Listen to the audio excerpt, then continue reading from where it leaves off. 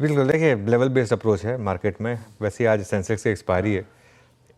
अब कल वो हमारे एक वो जो विसल ब्लोअर आया था ना, उन्होंने जो बात की थी कि कुछ एक्सपायरीज होती हैं जो क्वाइट होती हैं, कुछ होती हैं वो एक्सपेक्टेशन तो यही है कि क्वाइट एक्सपायरी होगी, लेकिन तैयार रहें कि वो ट्रेंडिंग भी हो सकती है। खैर एनीवे, फर्स्ट रेजिस्टेंस आएगी 25,525 से 25,600 पर।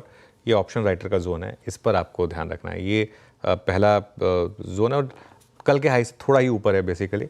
और उसके बाद कॉल राइटर्स ने जकड़ के रखा हुआ है मार्केट को, जो हम बात भी कर रहे थे। और बड़ी रेजिस्टेंस है 25,650 से 25,700, जो इस स्विंग का रीसेंट हाई है।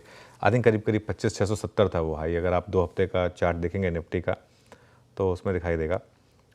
2 हफ्ते का चार्ट दिखाइए मुझे प्लीज़। तो 25,670 का, तो ये बेसिकली एक बड़ा रेजिस्टेंस होगा। सपोर्ट कहाँ मिलेगा आपको? पहले 10 डे एक्सपोनेंशियल मूविंग एवरेज, यानी कि 25,350 से 25,400 के करीब।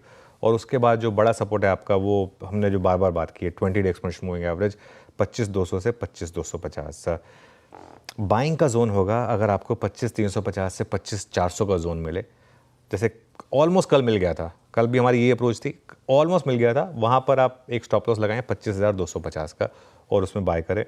और अगर रिजेक्शन मिले 25,550 पर, और ये इंपॉर्टेंट है, ये वर्ड जो है ना, इसको थोड़ा केयरफुली चूज़ करना होगा। 25,550 पर रिजेक्शन मिले तभी आपको सेल करना है, और इन दैट केस आपका स्टॉप लॉस होगा 25,650 का। ध्यान रखिएगा, अब हम जो बात कर रहे हैं वो प्योरली पूरी की पूरी डे ट्रेड पर्सपेक्टिव से है।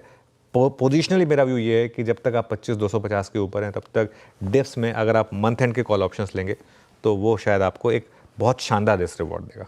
ओके। और निफ्टी बैंक में आपको पहला सपोर्ट मिलेगा करीब करीब 56,800 से 56,900 पर, जो कि आपका 10 डे एक्सपोनेंशियल मूविंग एवरेज है।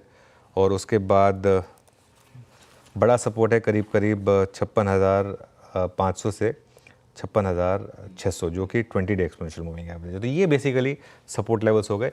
बैंक निफ्टी ब्यूटीफुली इन लेवल्स को डिफेंड कर रहा है अब तक, और आज कोटक के भी अपडेट अच्छे हैं, तो हो सकता है वो स्टॉक थोड़ा सा सपोर्ट करे आपको। रेजिस्टेंस कहाँ मिलेगी? 57,000 से 57,200 एक वेल डॉक्यूमेंटेड रेजिस्टेंस है। अगर आप कल का भी इंटरडे चार्ट देखेंगे निफ्टी पर, तो हम वहीं से फिसले। 57,150 का आपका हाई था।